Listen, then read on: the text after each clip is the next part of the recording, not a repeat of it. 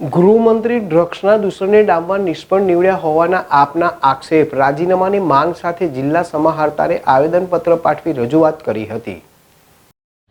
ભરૂચ જિલ્લા આમ આદમી પાર્ટી દ્વારા જિલ્લા સમાહર્તાને આવેદનપત્ર પાઠવવામાં આવ્યું હતું, જેમાં જણાવ્યા અનુસાર ગુજરાતમાં છેલ્લા કેટલાક વર્ષોથી ડ્રગ્સનો કારોબાર ખૂબ જ વધી ગયો છે અને યુવાધન બરબાદી તરફ ધકેલાઈ રહ્યું છે। આમ આદમી પાર્ટીના ધારાસભ્ય ચૈતર વસાવા અને ધારાસભ્ય ઉમેશ મકવાણાએ અગાઉ પણ અનેકવાર વિધાનસભામાં ડ્રગ્સ મુદ્દે સરકારને સવાલ કર્યા હતા। ભરૂચ, અંકલેશ્વર, સુરતની જીઆઈડીસીમાં અનેકવાર ડ્રગ્સ બનાવતી કંપનીઓ ઝડપાઈ છે અને ડ્રગ્સ બનાવતી કંપની થોડા સમય બાદ ફરીથી ચાલુ થઈ ગઈ છે, તો ક્યાંક ને ક્યાંક આ ઘટનામાં પોલીસ, સરકાર અને ડ્રગ્સ માફિયાની મિલીભગત છે તેવી શંકા ધારાસભ્ય ચૈતર વસાવા વ્યક્ત કરી ચૂક્યા છે।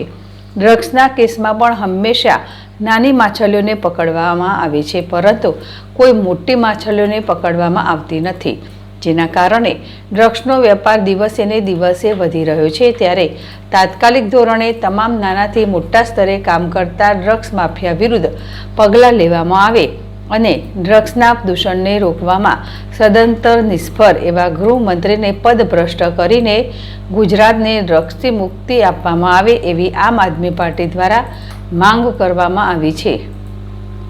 યાકુબ પટેલ, ZSTV, ભરૂચ।